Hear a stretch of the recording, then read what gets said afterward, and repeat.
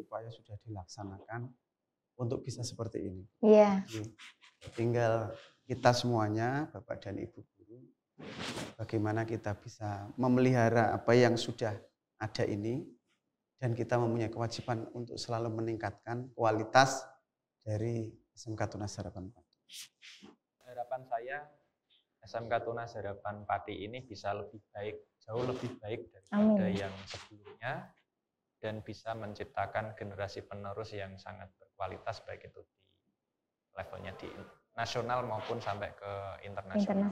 Sobat Tunas, jangan lupa saksikan terus Guru Punya Cerita setiap Rabu jam 5 sore di YouTube channel SMK Tunas Harapan Pati. Jangan lupa di setiap sesi akan ada kuis yang bisa diikuti dengan cara ketik jawaban di kolom komentar dan dapatkan hadiah menarik. Assalamualaikum warahmatullahi wabarakatuh. Hai Sobat Tunas, apa kabarnya? Semoga senantiasa sehat dan selalu bahagia dimanapun Anda berada. Kembali lagi bersama dengan saya di acara talkshow Guru Punya Cerita. Kilas balik kisah guru bersama SMK Tunas Harapan Pati. Masih dalam episode spesial 35 tahun SMK Tunas Harapan Pati bersinergi menyongsong Indonesia Emas. Kali ini kita kedatangan tamu yang sesuai dengan request-nya Sobat Tunas semua. Siapa itu? Langsung saja kita akan menemui beliau ini. Yang pertama, di sebelah sana ada Pak Jais. Silahkan menyapa Sobat Tunas dulu Pak. Di sebelah sini Pak Jais. Halo Sobat Tunas, Assalamualaikum. Waalaikumsalam warahmatullahi. Sudah itu saja Pak? Iya, sudah. Yang kedua ada Pak Dila, silahkan menyapa Sobat Tunas. Halo dulu, Sobat Pak Tunas, nama saya Dila Bayu Pratama dari Program Keahlian Desain Komunikasi Visual. Baik, terima kasih sudah hadir di Guru Punya Cerita, Pak Jais dan Pak Dila. Kita akan berbincang-bincang tentang cerita panjenengan berdua selama bersama dengan Tunas Harapan. Kita mulai dari Pak Jais dulu yang lebih senior. Di Tunas Harapan Pak, apakah hanya sebagai guru atau sebelum menjadi guru pernah menjadi siswa atau menjadi bagian apa barangkali? Ya. Monggo diceritakan. Sebelumnya perkenalkan, saya Pak Jais, saya dari Program Keahlian Teknik Mesin. Tadi apa yang disampaikan Bu Uli, jadi saya itu sebetulnya tidak sekedar guru ya, jadi saya itu juga lulusan dari SMK Tunas Harapan Pati. Berarti alumni ya Pak? Alumni Ibu, ya. Jadi saya alumni tahun 1997. Jadi waktu itu memang kami di Tunas Harapan itu saya jurusannya otomotif.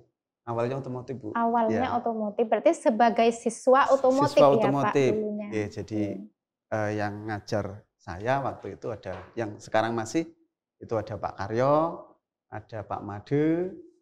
Terus yang guru umum itu ada Pak Marno, Pak Sugiono, ya. Terus Pak Gatot, itu yang masih sampai yang sekarang. masih sampai sekarang. Tadi alumni otomotif 1997. Ya. Sobat Tunas yang alumni otomotif 97, silahkan memberi komentar. Barangkali ada pertanyaan juga buat Pak Jais. Oke Pak. Ya. Setelah itu saya kuliah, setelah lulus saya kemana-mana Bu. Jadi saya pernah di industri tapi tidak lama. Pernah di Tangerang beberapa bulan, terus kembali lagi ke Surabaya. Terus tepatnya pada tahun 2004 itu ada informasi bahwa di Tunas itu membutuhkan guru mesin. Gitu. Guru mesin. Ya. Waktu itu Pak Jais kuliahnya di jurusan apa Pak? Kuliahnya saya ambil teknik mesin. Oh, memang teknik hanya mesin saja ya? Teknik mesinnya itu teknik murni Bu. Berarti jadi tidak sarjana teknik ya Pak? Sarjana teknik. Jadi bukan dari pendidikan. Sarjana pendidikan gitu. Jadi di 2004 itu saya ke sekolah ke Tunas Harapan. Waktu itu pertama kali saya ketemu dengan Ibu Kepala Sekolah, Ibu Insinyur Eni Wahyuningsi MPD. Kemudian kita berbincang-bincang ya. Jadi apa yang kira-kira saya bisa dan apa yang kira-kira saya masih kurang gitu. Akhirnya waktu itu karena aturannya di Tunas Harapan khususnya yang di mesin, sebelum guru itu mengajar harus melakukan pelatihan dulu. Ya, jadi pelatihan itu sebetulnya itu pelatihan apa Pak? Keterampilan apa pelatihan sebagai guru? Waktu itu pelatihan terkait dengan kompetensi, jadi Keterampilan keterampilan berarti ya. Okay. Jadi memang minimal kompetensi dasar itu harus kita capai dulu. Jadi waktu itu memang rujukannya itu ke Admi Solo. Ya, di sana 3 bulan. Jadi di sana saya juga sama seperti siswa. Ya, jadi diajari ngikir, cara ngikir yang baik, terus kemudian diajari teknik pemesinan bubut, teknik pemesinan freeze, terus kemudian teknik pemesinan gerinda selama 3 bulan. Iya. Nah, baru mulai di tahun pelajaran 2005-2006 saya mulai mengajar di SMK Tunas Harapan. Jadi seperti itu. Berarti tahun 1997 lulus.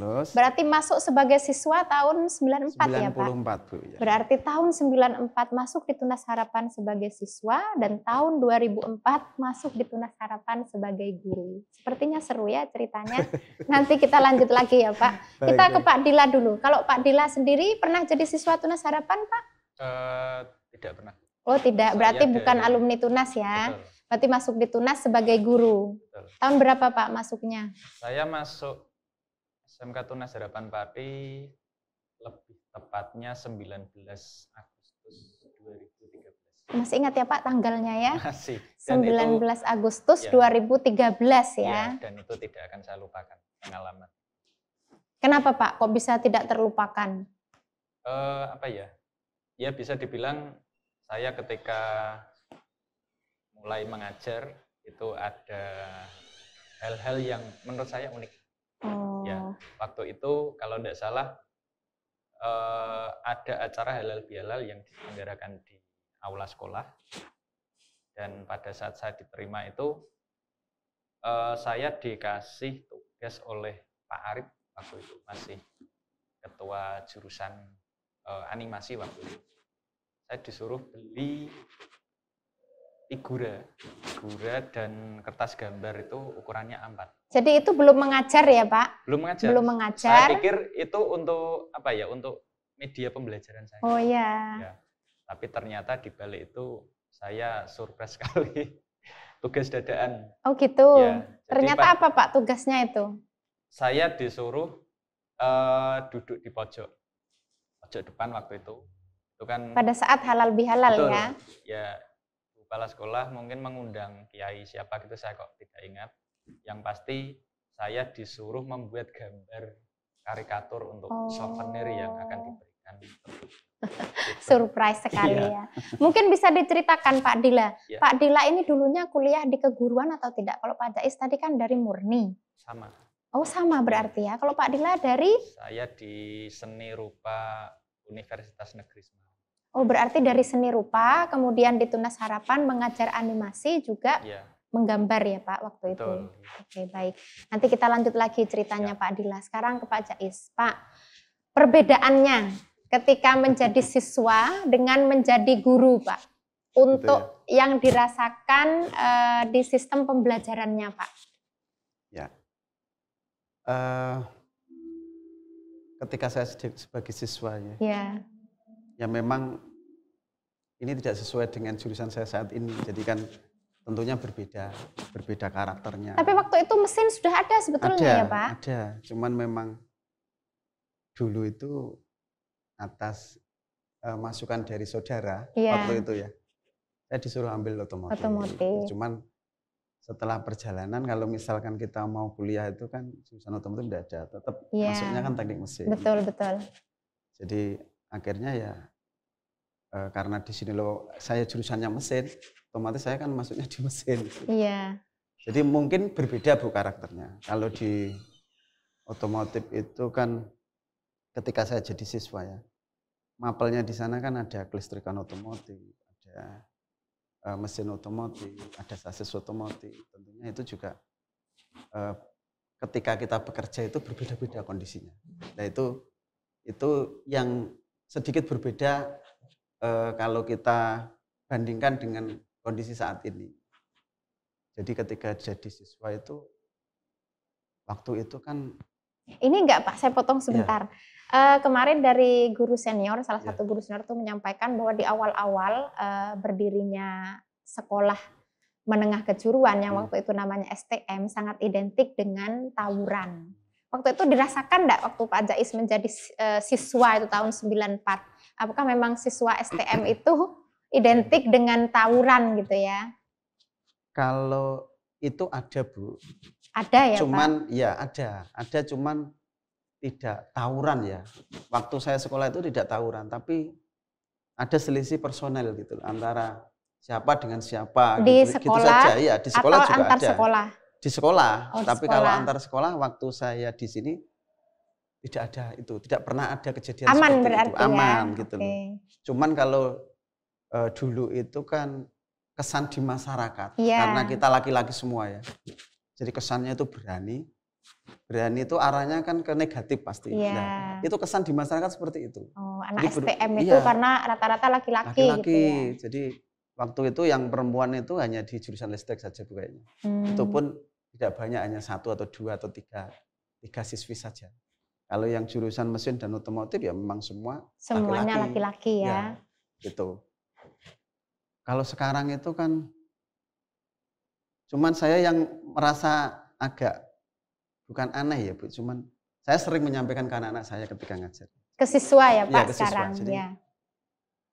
Karena saya alumni sini, jadi saya tahu kondisi di sini saat itu, saya bandingkan dengan kondisi sekarang. Jadi mungkin kalau dari sisi tampilan mungkin anak sekarang cakep, ganteng, cantik gitu. Tampilan fisik siswa ya Pak? Iya, dari seragam sudah diatur sedemikian rupa oleh sekolah. Ya, kalau zaman dulu Pak waktu pertama sudah seperti sekarang enggak? Kalau dulu sepatunya, itu mungkin seragamnya. Belum Bu, jadi kalau rambut dari dulu sudah bros harus gitu bros, ya. Okay. Cuman kalau dari sisi seragam itu waktu itu pengadaannya masih mandiri anak-anak. Jadi berarti beli dari sendiri-sendiri ya. Jadi dari jenis bahannya, jahitannya, warnanya kadang ada yang berbeda, antara abu-abu, ada yang abu-abu agak muda, ada yang tua, ada yang tua sekali kan gitu. Sehingga kalau dilihat dari tampilan itu memang tidak begitu bagus seperti saat ini. Iya. Kalau sepatu Pak? Kalau sepatu sama, sepatu bebas. Oh masih bebas ada ya? Ada yang pakai sepatu ya? pantopel, ada yang pakai sepatu ket gitu loh Bu. Jadi memang tidak menarik. Ya. Belum menarik pada saat itu, tapi karena anak SMK itu kan tidak banyak ya Bu di jurusan SMK itu. Yang SMK. Kalau temannya Pak Jais sendiri dulu berapa Pak? Yang di otomotif itu? Kalau di otomotif kelas saya 40 Bu sama. 40, ada berapa rombel waktu itu? Waktu di tahun itu Pak saya Jais sekolah? di otomotif ada 3 rombel. 3 rombel per angkatan? Ya, per angkatan. Berarti sudah ada 120 anak 120. Ya? Ya cukup banyak ya Pak ya? Banyak Bu. Jadi dulu itu yang otomotif 3, mesin itu 4 kalau tidak salah. Kalau yang listrik 2. Iya. Selalu seperti itu sampai saya lulus ya begitu gitu. Kayaknya enggak nambah rombel. Iya, berarti selama Pak Jais menjadi siswa kondisinya masih seperti itu ya masih Pak. Seperti itu. Baik Pak, kita ke Pak Dila sekarang. Kalau Pak Dila dulu dari SMK? Dari SMA. Oh dari SMA. Ketika mengajar anak SMK Pak, atau di tahun itu kesannya terhadap SMK Pak ketika Pak Dila waktu SMA? Waktu saya kemarin itu ya saya memang meriset dulu. Oh gitu. Riset. Apa Pak yang diriset itu? Ya terutama penampilan. Kalau masalah seni rupa kan bicara tentang visual atau tampilan. Iya. Kok rata-rata kok rambutnya dibros semua. Gitu. Terus pada saat saya kesini pertama kali pun saya lihatnya waktu itu belum ngajar. Saya lihat Pak Made, Pak Gatot, terus kemudian Pak Pri, itu rata-rata ya bros gitu. Potongan rambutnya sudah bros gitu ya? Ya, saya pikir mungkin gurunya juga seperti itu, khususnya guru cowok. Gitu. Jadi saya pertama kali ngajar di sini ya dalam keadaan rambut saya sama dengan siswa yang laki-laki. Gitu. Dan waktu SMA seperti itu juga enggak Pak? SMA enggak ada aturan itu, cuma ya maksimal panjang rambut itu 10 cm kalau. Oh gitu ya. Jadi sangat berbeda lah. Tapi saya memang menganggap dari dulu itu kalau anak rambutnya bros dipotong cepak itu kesannya kayak disiplin. Oh gitu, berarti memang dari potongan rambutnya saja sudah terlihat bahwa disiplin tuh anak potongan rambut bros. Itu dari anak SMA ya Pak Dila tuh dari SMA. Baik, kalau Pak Jais ketika pertama kali mengajar Pak, siswa yang ditemui Pak, sama enggak kondisinya dengan Pak Jais dan teman-teman waktu itu ketika jadi siswa? Pertama kali saya ngajar itu kalau enggak salah hari Jumat. Saya masih ingat. Hari Jumat malah ya Pak? Hari Jumat. Jadi ketika itu saya harus ketemu anak kelas 11, tingkat 2 kalau zaman itu. Iya, kelas 11 mesin ya, berarti ya Pak? Ya, kelas 11 mesin. Kebetulan itu karena saya itu tidak ada background mengajar ya Bu. Iya. Pertama kali ketemu anak-anak, kalau besar semua. Besar betul. Misalkan saya bandingkan dengan anak sekarang itu jauh lebih banyak secara fisik yang besar-besar. Iya betul-betul, itu juga jadi yang disampaikan kemarin. Saya bisa enggak ya? Saya bisa enggak ya? Dengan melihat secara fisik anak seperti itu, kemudian saya juga bukan dari guru gitu ya. Keguruan, kuliahnya. Ya, awalnya ya canggung Bu. Awalnya canggung memang. Dan kalau kondisi anaknya saya kira ada perbedaan tapi sedikit lah. Oh gitu. Kalau zaman dulu itu kan anak cenderung bandel ya Bu ya. Cenderung bandel. Yang betul. Waktu Pak Jais jadi siswa ya? Jadi siswa ya. Oh gitu. Jadi berkelahi di sekolah gitu ya ada sih, ada. Oh gitu ya. Tapi nanti hukumannya luar biasa. Ya. Betul luar biasa itu. Jadi beda jauh. Kalau kita bicara sanksi yang diberikan ke anak itu jauh sekali dengan kondisi anak-anak saat ini. Kondisi anak-anak saat ini apa kondisi waktu pertama kali Pak Jais jadi guru? Waktu saya pertama kali jadi guru hampir sama seperti ini. Aturannya sudah seperti ini. Oh gitu ya. Berarti sudah sangat berbeda dengan tahun 90-an itu ya. Ya, jadi tapi dengan berjalannya waktu akhirnya kan saya bisa menyesuaikan. Iya. Dari pengalaman hari pertama, kedua, ketiga dan seterusnya. Dan yang lebih penting kan saya harus bisa mengendalikan anak-anak. Strateginya apa mungkin Pak? Ketika awalnya canggung ya. Nanti kan kita ke Pak Dila yang juga bukan dari keguruan gitu kan Pak. Strateginya mendekati anak itu waktu itu di awal-awal gitu kan. Sebetulnya gini Bu. Kita untuk menimbulkan rasa percaya diri. Pertama yang harus kita kuasai itu kompetensi. Kalau menurut saya Bu. Keterampilannya dulu berarti ya. Jadi ya. keterampilan kita. Iya. Itu harus itu. Kita menjadi pede. Jadi minimal itu anak canggung terhadap kita ketika anak itu praktek kita bisa memberikan contoh. Oh, kalau menurut saya itu betul, ya. Jadi akhirnya kan anak-anak juga merasa sungkan karena walaupun dia besar tapi ternyata kan saya bisa diajari dengan bapak. Misalnya dengan saya misalnya. Lebih mudah akhirnya dia agak manut kan seperti itu. Iya, betul. Sambil kita mempelajari karakternya masing-masing anak seperti apa, yang dipingin bagaimana. Gitu. Berarti langkahnya Tunas Harapan mengirim Pak Jais tadi untuk berlatih selama 3 bulan itu sudah tepat ya Pak? Tepat sekali. Membekali calon guru dengan keterampilan. Supaya muncul kepercayaan diri. Jadi lebih percaya diri meskipun yang dihadapi adalah siswa-siswa yang secara fisik mungkin lebih besar gitu ya Pak. Kalau Pak Dila sendiri Pak, gimana Pak? Pertama kali bukan dari keguruan, kemudian basicnya seni murni, mengajar waktu itu di jurusan animasi. Ya.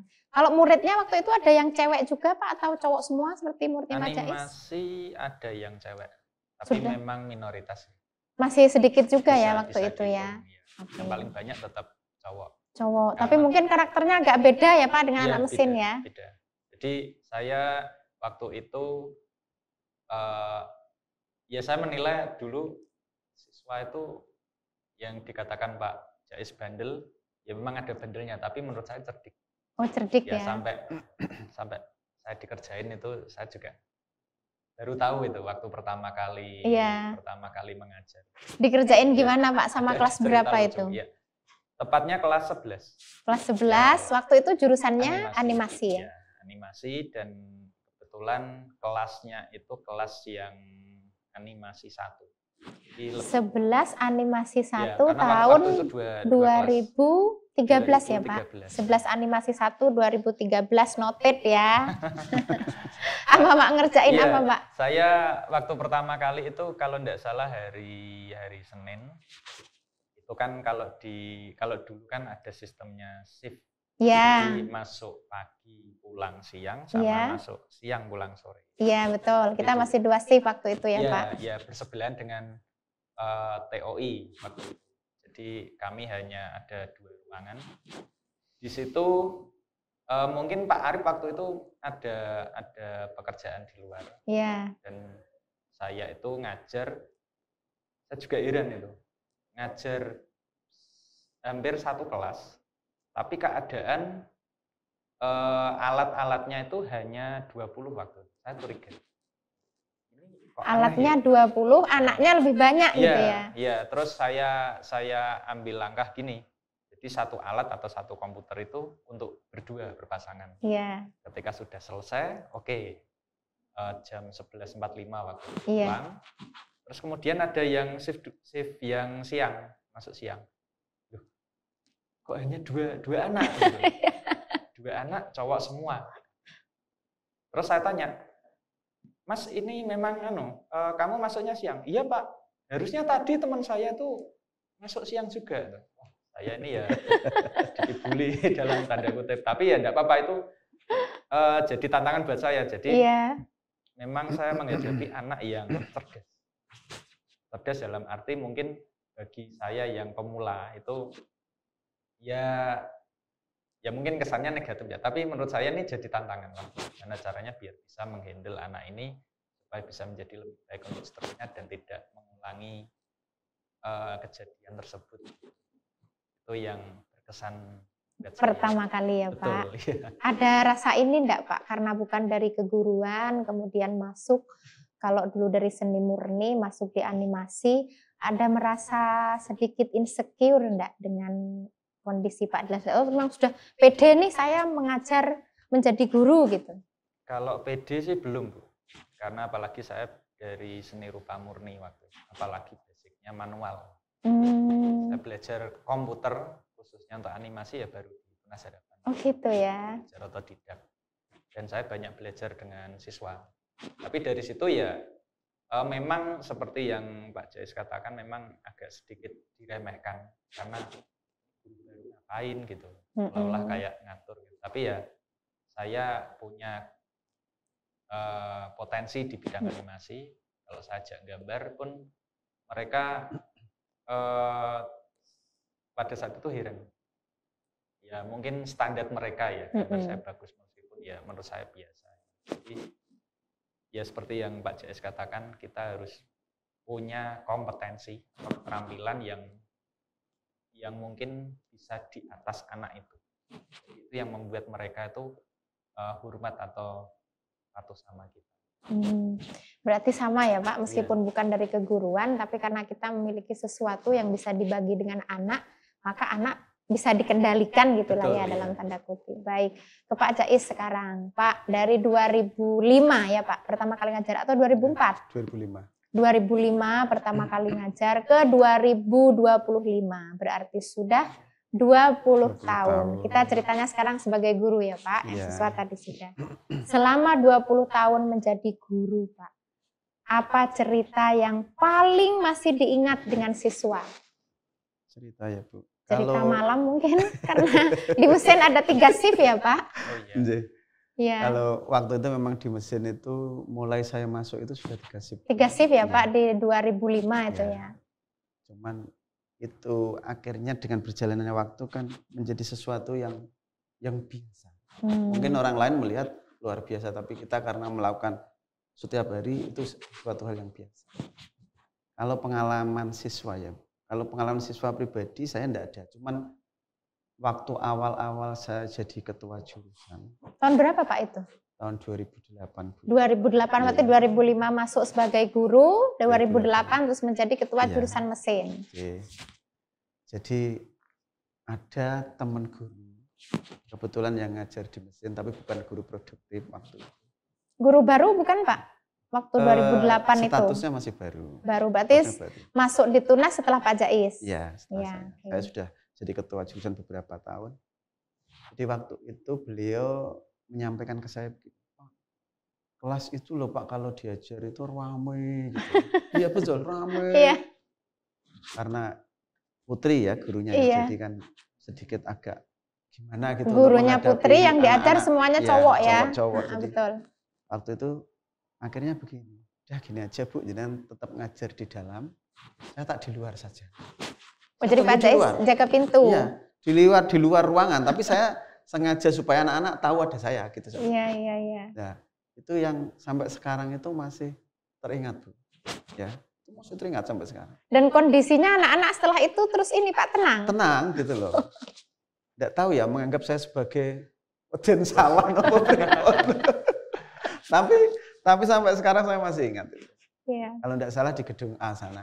Dan Pak Jais waktu itu perasaannya gimana Pak? Marahkah atau merasa lucu kan? Ya, itu?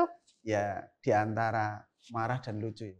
Marahnya itu saya kan kepengen anak-anak kami yang di mesin itu ketika diajar Bapak dan Ibu guru, ya suasananya kondusif, terus dia mengikuti pembelajaran dengan baik. Itu kan hampir setiap ketua jurusan pasti seperti itu yang diinginkan. Tapi dengan adanya anak-anak seperti itu, saya sudah mencoba beberapa kali saya sampaikan ya, saya kasih pembinaan di kelas tersebut, ternyata kok belum banyak berubah. Ya sudah, salah satu jalan ya saya harus di luar ruangan, menyempatkan diri. Gitu. Akhirnya ya alhamdulillah kok banyak perubahan. Sampai guru tersebut bisa mengondisikan kelas yang diambil. Luar biasa. Itu yang sangat terngiang-ngiang sampai sekarang, Pak. Betul, berarti belum ini ya, belum tergantikan dengan kenang-kenangan menang LKS dan lain sebagainya ya Pak. Justru itu ya yang paling ini. Kalau Pak Dila, yang paling berkesan Pak untuk selama 2013 meskipun baru 12 tahun ya Pak di Tunas Harapan. Saya anggap baru ya Pak, karena Pak Jais sudah 20 tahun. Senior saya Pak. Iya.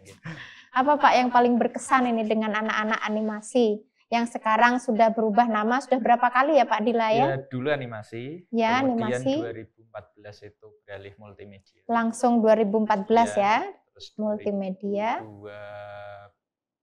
2021 itu DKV.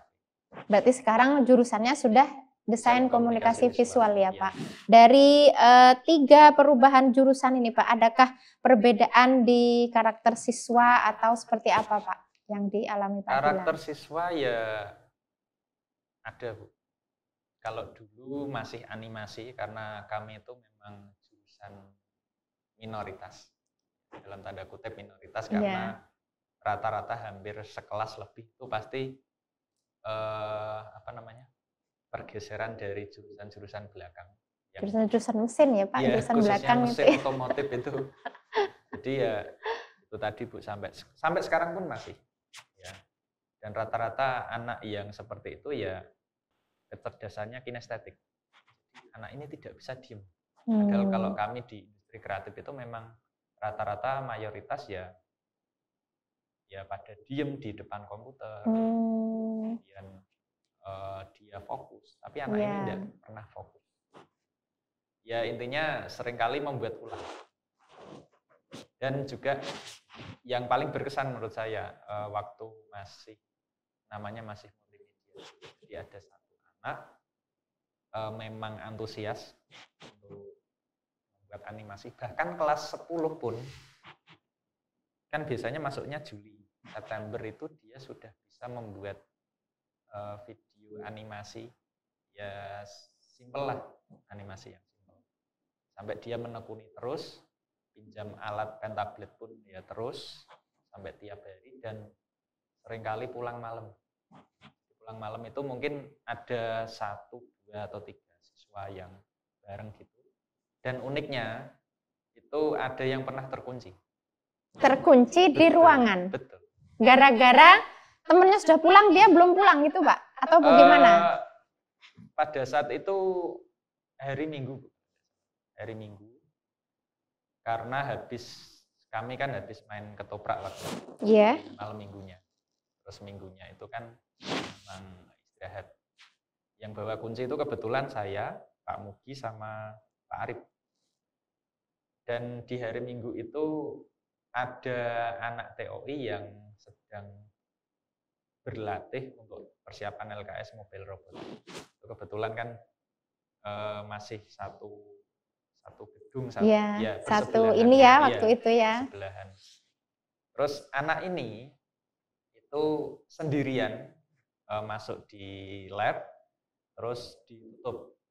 Ya mungkin sesuai SOP lah. Ya. Ruangan ber-AC kan pintunya ditutup dan mungkin untuk lebih tenang juga ya, Pak. Iya, betul. Dan ketika anak mobil robotik ini sudah selesai latihan, itu kan persepsi dia, ya memang sudah tidak ada orang di situ. Iya. Dikunci dan anak ini WA saya, Pak, jenengan bawa kunci. Ya saya bersyukurnya gini, saya waktu itu mau ke Semarang. Harusnya ke Semarang ya? Iya, tapi saya batalkan karena mungkin masih kecapean gara-gara main ketoprak itu dalam rangka 25 tahun SMK. Oh, berarti Pak Adila sudah ada di sini ya ketika 25 tahun SMK ya? Terus Pak Mugi juga waktu itu ke Semarang menyelesaikan S2-nya sama dengan Pak Arif. Untung kok saya masih di sini. Anaknya itu terkunci dan ya saya marahi, kok bisa sampai minggu ini ngapain buat animasi. Dan yang paling mengejutkan, anak tersebut sudah jadi desain komunikasi visual luar sekarang. Biasa. Jadi temannya Pak Dila ya sekarang.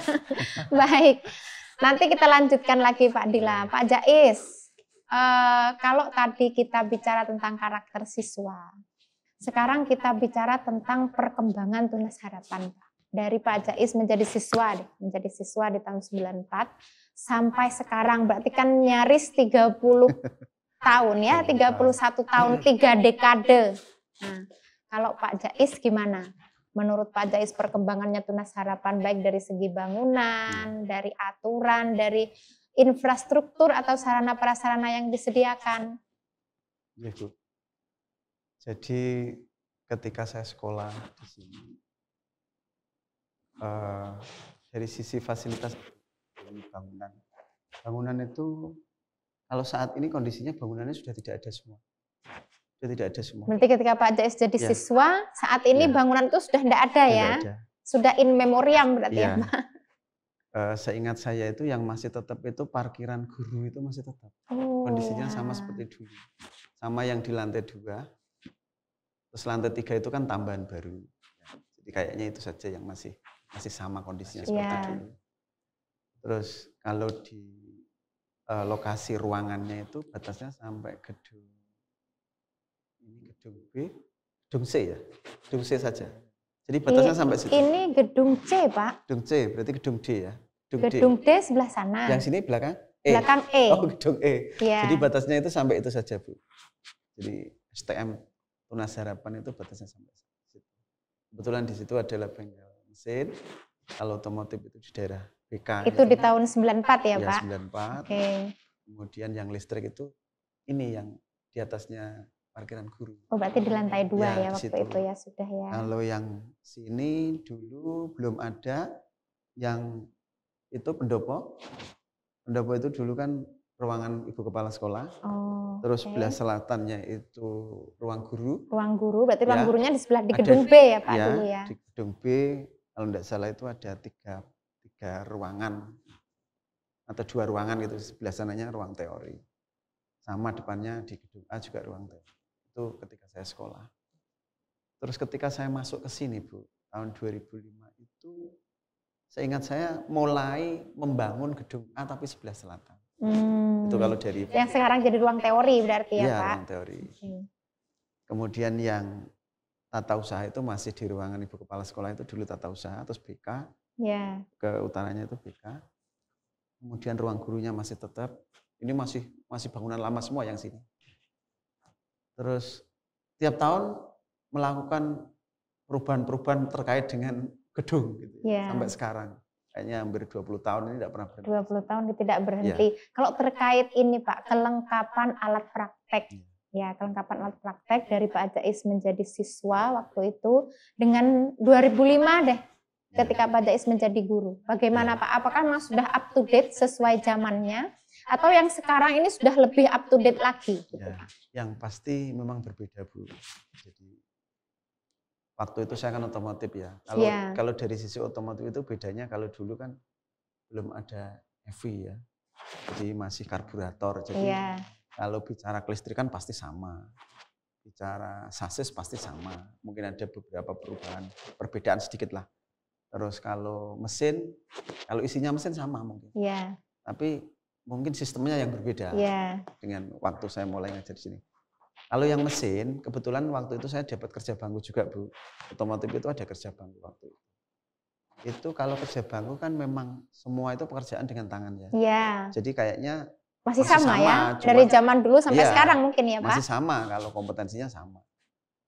Kemudian untuk peralatan yang pasti waktu itu sepintas saya melihat di bengkel mesin karena sering lewat karena yang sebelah selatan itu kantin, sebelah utara kantin. Jadi kalau mau ke kantin itu pasti lewat bengkel mesin.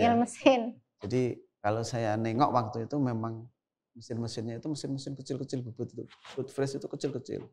Memang kondisi saat itu ya sudah luar biasa sih. Cuman berarti kalau, memang sudah up to date ya di zaman itu ya. Tapi kalau saya bandingkan dengan 2005 ketika saya masuk mengajar pertama kali, tentunya berbeda. Mesinnya sudah ganti ya Pak? Mesinnya sudah besar-besar, mesin bubutnya tidak mesin bubut yang di atas meja gitu, enggak. Terus kemudian CNC juga ada waktu itu, sudah ada 2 kalau tidak salah. Terus mesin silinder grinding juga sudah ada.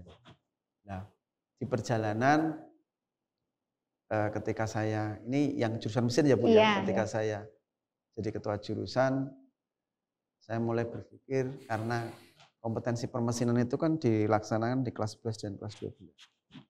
Kalau kelas 11 itu memang kebutuhan kompetensinya, misalkan anak mesinnya berbeda-beda enggak apa-apa karena untuk latihan. Tapi saya kepengen yang kelas 12 itu mesinnya saya seragamkan. Akhirnya waktu itu kami mencoba menyampaikan ke Ibu Kepala Sekolah untuk pengadaan tambahan peralatan khususnya di konvensional dulu. Alhamdulillah selama 3 tahun, waktu itu mesin bubutnya beli 15 terus mesin millingnya itu tambah 5, kemudian tambah surface grinding dan lain sebagainya dan CNC gitu. Akhirnya sampai sekarang sangat lengkap ya Pak? Akhirnya kalau sekarang ya bisa dikatakan sudah luar biasa. Kalau dibanding dengan, mohon maaf ya, dengan sekolah-sekolah yang lain mungkin kita sudah levelnya itu sudah luar biasa. Level internasional Pak ya? Ya bisa dibilang begitu. Karena kemarin kan juga menelurkan juara-juara internasional kan Pak? Alhamdulillah Bu, jadi di awal tahun 2021 ya. Alhamdulillah dapat juara 1 CAD. Saya sendiri sebagai pembimbing juga ya berharap. Cuman kan untuk sampai juara nasional itu kayak mimpi gitu. Kayak mimpi, dan kebetulan waktu itu memang daring. Jadi itu pengalaman pertama anak yang saya bimbing itu yang di mesin juara 1 nasional gitu loh. Itu anaknya memang sangat luar biasa. Itu kalau dari dan tidak sampai di nasional saja kan Pak anak itu kan, bahkan sampai di Singapura kemarin ya Pak? Di Asia Tenggara dan Asia. Jadi waktu itu terus di Singapura itu levelnya Asia Tenggara dapat medali emas ya. Dapat emas. Tapi waktu di Asia itu kalau tidak salah urutan ke-4 atau ke-5 gitu. Di Asia. Masih dapat MOE se-Asia ya Pak? Waktu di Abu Dhabi. Waktu di Abu Dhabi. Itu kalau kita lihat secara fasilitas Bu, kalau gedung tentunya juga sudah luar biasa. Di sini tuh kalau melihat gedungnya misalkan orang luar masuk itu sudah pasti gitu. Jadi kita kan bisa merasakan ya ketika kita sebagai alumni Pak, bangga enggak Pak dengan perkembangan sangat bangga sekali. Sangat bangga sekali. Jadi sekolah kita itu kan saat ini kondisinya sudah luar biasa. Masih eksis ya Pak? Dilihat dari sisi apapun. Ya, makanya seringkali itu saya selalu memberikan motivasi ke anak, bagi anak-anak di kelas-kelas tertentu yang mungkin ketika belajar itu kayak males gitu ya. Terus kemudian dia tidak serius, itu saya sering menyampaikan itu. Saya juga sering menyampaikan ketika saya jadi siswa di sini seperti apa. Terus saya juga menyampaikan, kalian itu sudah difasilitasi peralatan sehebat ini. Kalau kamu mau membandingkan silahkan, kamu mau ke sekolah mana, kamu coba lihat di sana seperti apa. Harusnya dengan peralatan yang kita punya, kamu itu kompetensinya harusnya tidak cukup banyak seperti ini. Itu sering saya sampaikan ke anak-anak. Betul. Nah, itu jadi akhirnya ya anak-anak ya ada sedikit, ya tidak sedikit sih. Akhirnya ada perubahan gitu Ya, untuk motivasi motivasinya belajar. tambah gitu, ini ya. ya Pak ya. Jadi seperti itu. Oke. Kalau untuk fasilitas. Fasilitas. Dan keterampilan anak, saya kira perubahannya sangat luar biasa. Kalau saat ini ya sudah. Karena perkembangan teknologi gitu ya Pak. Ya dengan peralatan yang mendukung, dengan fasilitas, bahan dan lain sebagainya, kita kan selagi itu dibutuhkan. Ini prinsipnya Ibu Kepala Sekolah ya. Jadi ketika itu dibutuhkan siswa, pasti dibeli. All out untuk pelayanan pendidikan itu sudah tidak diragukan lagi ya Pak? Ya, tidak perlu diragukan. Betul. Itu kalau di mesin. Kalau di animasi, di DKV sekarang Pak, bagaimana perkembangan dari 2013 sampai 2025 dari sisi peralatan, dari sisi sarana prasarana yang disediakan sekolah. Adakah kemajuannya Pak? Kemajuannya sangat drastis. Oh, luar biasa berarti ya. Berarti tidak hanya di mesin tapi juga di desain komunikasi visual. Kalian juga sama. Oke. Sampai dulu kan saya masih ingat tuh waktu pertama kali ngajar di sini, saya juga mendemonstrasikan siswa cara membuat animasi itu masih pakai media kertas. Masih menggambar manual gitu ya? Manual di meja lampu itu. Iya. Di apa namanya? Di tracing atau di blad kalau bahasa Jawanya.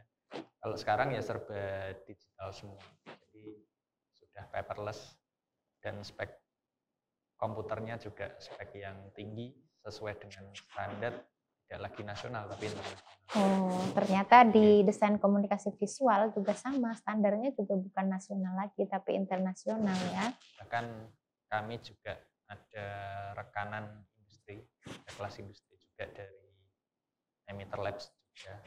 Itu juga luar biasa dan seringkali update teknologi, bagaimana cara membuat karya, dan itu pun semua mentor-mentor di sana pun welcome menularkan semua ilmunya kepada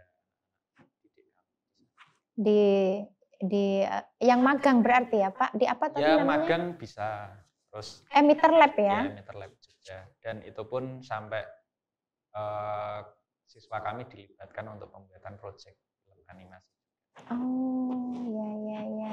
Berarti yang ada di jurusan animasi nih dari 2013 sampai sekarang 2025 sudah ganti nama. Datanglah ke Tunas Harapan, lihatlah bengkelmu, lihatlah workshopmu, sudah banyak sekali perubahan ya Pak Dila.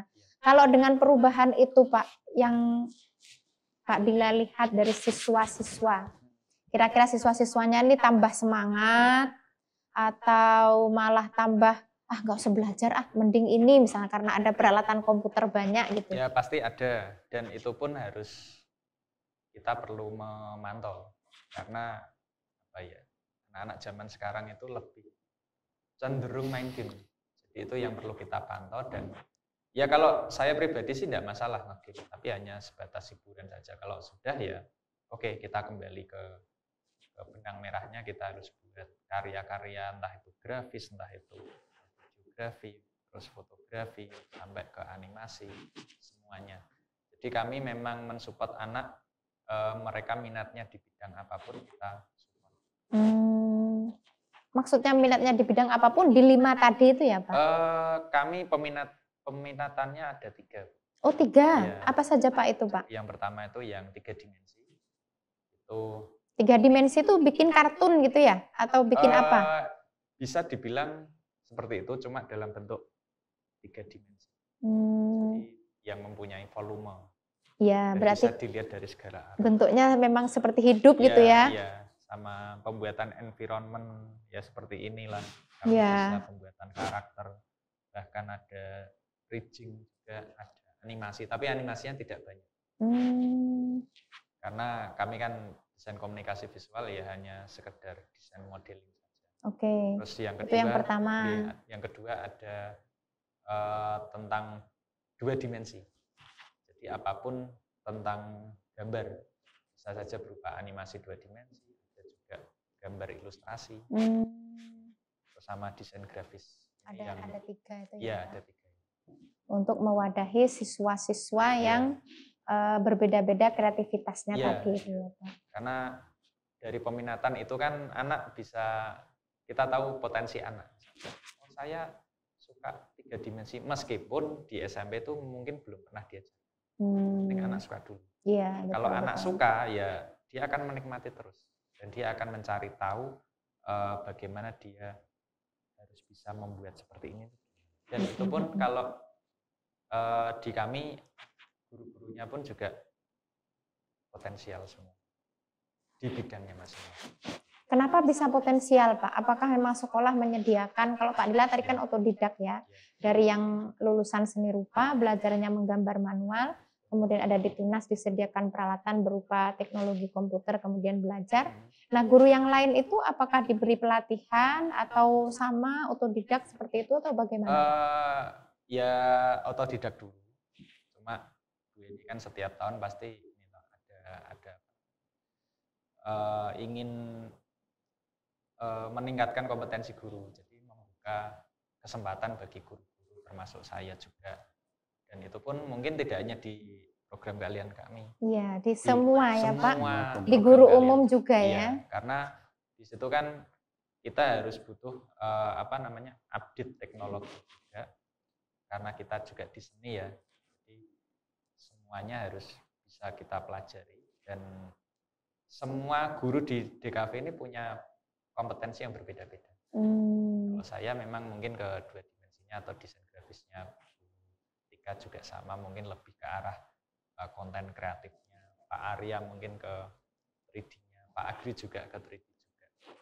Berarti lengkap ya Pak, saling melengkapi. Di mesin juga seperti itu ya Pak Jais ya. Sama. Artinya memang Tunas Harapan itu sebagaimana yang kita sampaikan di episode-episode kita, senantiasa mendukung terhadap perkembangan kompetensi para guru melalui pelatihan-pelatihan atau kesempatan-kesempatan untuk belajar teknologi baru, baik secara otodidak ataupun berlatih kepada orang lain yang lebih ahli, seperti itu.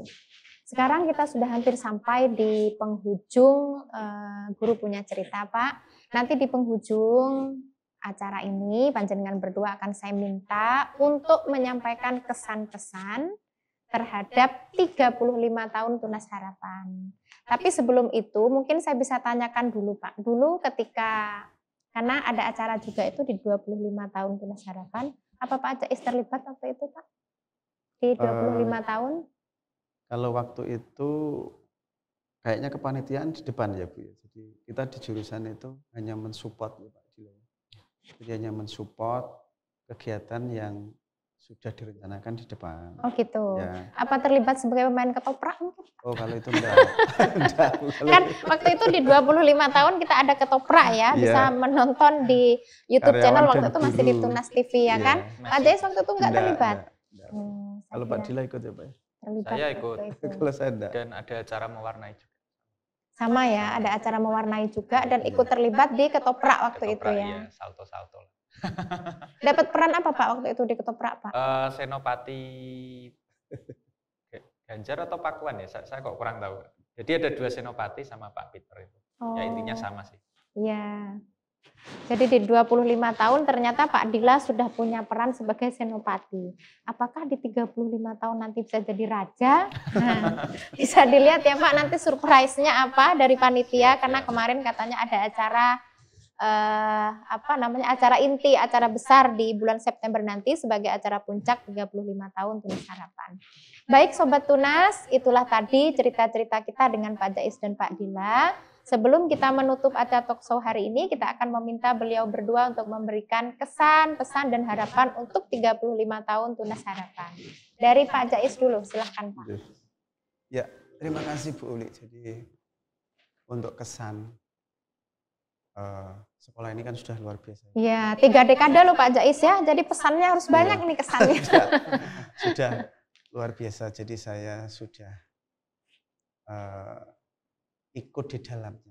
Mulai dari sekolah ini, saya sebagai siswa, kemudian awal-awal saya sebagai guru, kemudian di program keahlian, terus kemudian sampai sekarang, ini sudah ke 35 tahun itu, sekolah sudah berusaha keras sekali. Berbagai upaya sudah dilaksanakan untuk bisa seperti ini. Iya. Tinggal kita semuanya, Bapak dan Ibu guru, bagaimana kita bisa memelihara apa yang sudah ada ini, dan kita mempunyai kewajiban untuk selalu meningkatkan kualitas dari SMK Tunas Harapan Padi.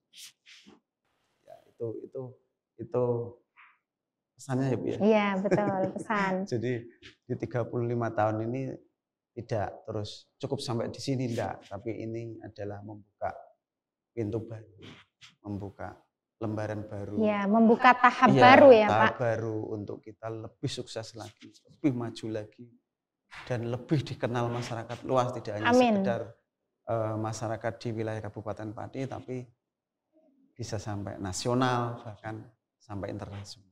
Ya. Harapan saya seperti itu. Bahkan harapannya mungkin nanti Pak Jais punya siswa dari Korea gitu mungkin. Iya Bu, dari luar negeri.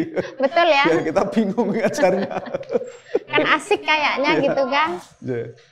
Terus ada lagi Pak harapannya Pak untuk Tunas Harapan, atau hadiah Pak, mungkin memberikan hadiah untuk Tunas Harapan berupa pantun atau apa gitu Pak.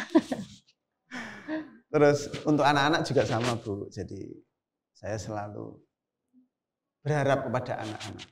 Jadi ketika dia mengikuti pembelajaran baik di semua jurusan ya, yang saya di mesin itu selalu mempunyai harapan yang besar untuk anak-anak. Kalian harus bisa bersaing di luar. Kalian harus bisa bersaing di dalam momen apapun. Dan endingnya terkait dengan pekerjaan, kamu juga harus bisa bersaing. Kamu harus tahu bahwa tantangannya itu sangat luar biasa. Kamu harus mempersiapkan diri sebaik-baiknya supaya ketika kalian bersaing di luar itu kalian bisa berhasil. Jadi seperti itu. Itu yang saya harapkan di anak-anak juga sama seperti itu. Mungkin itu Bu. Itu ya, Pak harapannya ya, untuk Tunas Harapan. Ya. Ditunggu hadiahnya untuk Tunas Harapan Pak. Hadiah sebetulnya kalau di mesin itu ya kami bisa mensupport tenaga, terus kami bisa mensupport, misalkan harus buat aksesoris itu sebetulnya bisa Bu. Tinggal nanti seperti apa gitu ya, kemasannya seperti apa, insya Allah kita bisa. Dan hadiahnya yang paling penting itu di 35 tahun, harapan saya itu anak-anak yang ikut lomba di mesin itu bisa juara 1 nasional. Amin. Gitu. Itu hadiah amin, yang amin, tidak ternilai harganya ya. Ya. Betul. Nah, itu yang mungkin harus kita berikan di acara ulang tahun 35 tahun Tunas Harapan ya, kita aminkan bersama ya Sobat Tunas ya. Semoga harapannya Pak Jais untuk memberikan hadiah untuk Tunas Harapan di 35 tahun nanti tercapai. Kalau dari Pak Adila sendiri Pak, pesan sama harapan ya, silahkan. Ya, pesannya juga mungkin sama seperti Pak Jais, luar biasa. Dan karena background saya dulu ya seni rupa murni yang manual. Saya juga bersyukur karena Tunas Harapan saya bisa mengerti komputer, mengerti software-software cara membuat karya seni lewat komputer tersebut, dan juga semakin luar biasa. Dan dari Bu Eni pun ya sudah mensupport banyak hal, banyak sekali, dari mulai gedung, fasilitas, dan juga supportnya untuk peningkatan kompetensi guru. Saya berterima kasih sekali. Dan harapan saya SMK Tunas Harapan Pati ini bisa lebih baik, jauh lebih baik daripada yang sebelumnya, dan bisa menciptakan generasi penerus yang sangat berkualitas, baik itu di levelnya di nasional maupun sampai ke internasional. Itu aja. Amin. Sudah Pak? Sudah. Baik. Sobat Tunas, kita sudah sampai di penghujung acara Talkshow Guru Punya Cerita pada episode kali ini. Dan sudah 5 episode kita lalui. Semua ceritanya seru, semua pesannya luar biasa, dan satu kesimpulan yang bisa saya sampaikan bahwa Tunas Harapan di 35 tahun ini, sejak awal berdirinya di tahun 1990 sampai hari ini, terus memberikan dedikasi terbesar bagi pelayanan pendidikan, bagi masyarakat, untuk bisa mencerdaskan kehidupan bangsa. Tunas Harapan bersinergi dengan semuanya untuk bisa melahirkan insan-insan yang hebat, insan-insan yang luar biasa, insan-insan yang siap bersaing tidak hanya di Indonesia, tetapi juga sampai di mancanegara. Dan itu sudah dibuktikan dengan banyaknya alumni-alumni Tunas Harapan yang bekerja tidak hanya di Indonesia saja, tapi juga di luar negeri. Dan juga dibuktikan dengan prestasi-prestasi yang dicapai tidak hanya di tingkat nasional, juga di tingkat internasional. Terima kasih sekali lagi atas kebersamaannya dengan Guru Punya Cerita. Dan di akhir ini ada kuis. Seperti biasa, apa kuisnya? Sangat mudah. Kuisnya adalah sebutkan tahun berapa Pak Dila dan Pak Jais masuk di Tunas Harapan sebagai guru. Sebagai guru ya. Jadi tahun berapa Pak Dila masuk sebagai guru dan tahun berapa Pak Jais masuk sebagai guru. Dan silahkan dijawab di kolom komentar, nanti kita akan pilih siapa salah satu penonton atau salah satu Sobat Tunas yang beruntung. Sekali lagi terima kasih, salam sehat dan salam bahagia selalu buat sahabat Tunas. Assalamualaikum warahmatullahi wabarakatuh. Waalaikumsalam warahmatullahi wabarakatuh. Sobat Tunas, jangan lupa saksikan terus Guru Punya Cerita setiap Rabu jam 5 sore di YouTube channel SMK Tunas Harapan Pati. Jangan lupa di setiap sesi akan ada kuis yang bisa diikuti dengan cara ketik jawaban di kolom komentar dan dapatkan hadiah menarik.